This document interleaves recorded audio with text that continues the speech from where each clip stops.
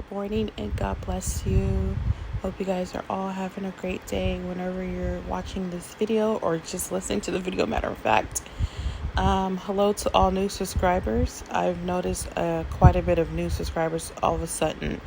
God bless you guys. I hope that these videos will be a blessing to you. I'm just basically being led by the Spirit of God, and God is leading me. So all glory to God, all glory to His righteousness, all glory to His love and His mercy. God is so good. I just wanted to give a few thoughts on the issue of the formula shortage. I just want to say first and foremost that I really feel for other moms out there regarding the formula shortage. I can't even imagine. I'm a mom of 3 boys.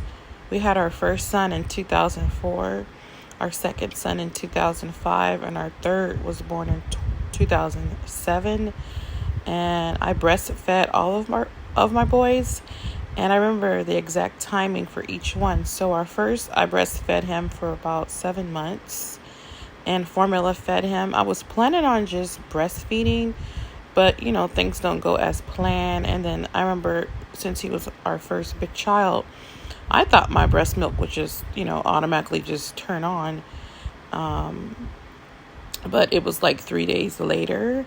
And I remember feeling so much guilt, and because I wasn't able to feed our son. And I remember the hospital telling me and trying to give me some advice to that the baby's okay. I didn't want them to give him any formula, so you know how they take the baby to the nursery and they help you care for the child while you're staying. So I had a natural birth with Daniel, and he didn't latch on. He had an issue of latching on correctly. Even after we went home and months down the line, he had an issue with latching on. It was just I remember just having a rough experience with breastfeeding. TMI. I had to go get that Lalawan cream, I believe. And I remember my nipples were just really raw and just really just irritated. It was a crazy experience, but eventually it got better. Very frustrating, I remember. So, and plus 2 was my first child, and man, I had so much milk production. It was crazy. And then when I had my second son, I had so much milk. Thank God. It was like an abundance of milk. But back to our first child, we did bottle and milk.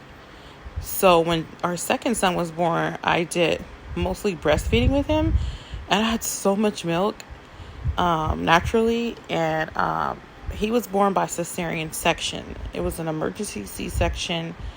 I was told, you don't need an ultrasound the last few weeks of leading up to giving birth to him. And I just remember having a feeling like something was off.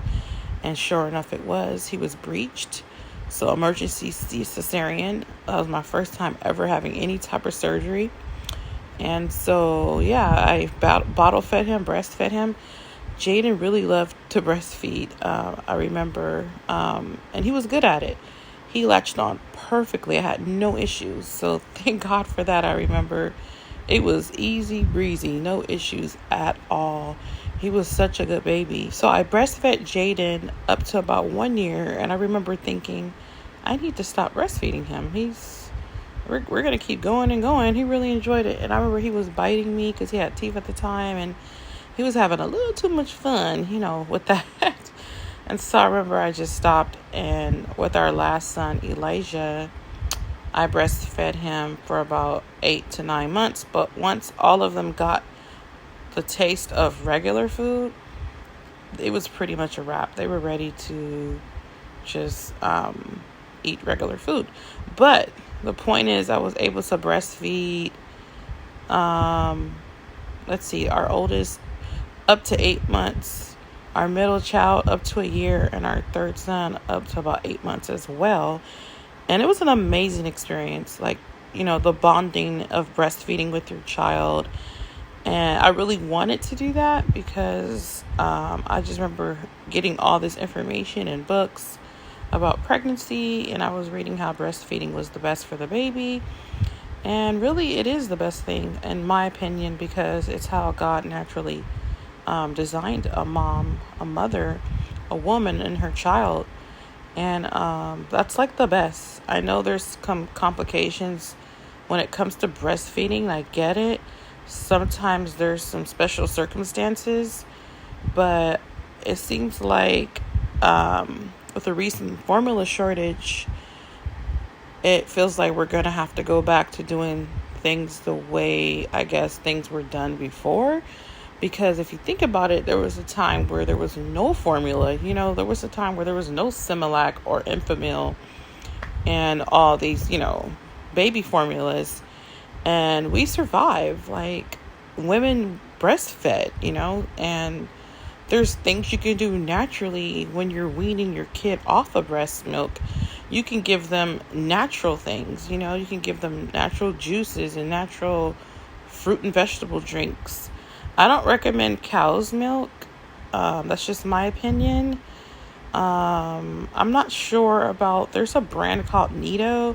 I remember our first son, when he got off of just breastfeeding and then he went into eating regular food and like juice and water, we gave him Nido. It was like a milk supplement.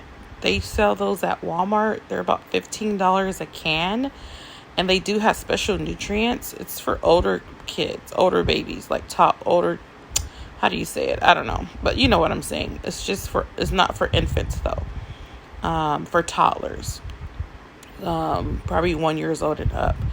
But get those cans if possible, you guys. Try to stock up on those if possible. I'm not sure if there's a shortage in that compared to the actual baby formula. And I just really feel for you because I truly understand. And I see how formula costs so much more than it did when we had our first in 2004. It's just ridiculous, the prices of formula. I remember being on the WIC program with our first son, and I was able to get, the formula when I need it, no issues, but we're just living in a different time. So it's important to breastfeed if possible.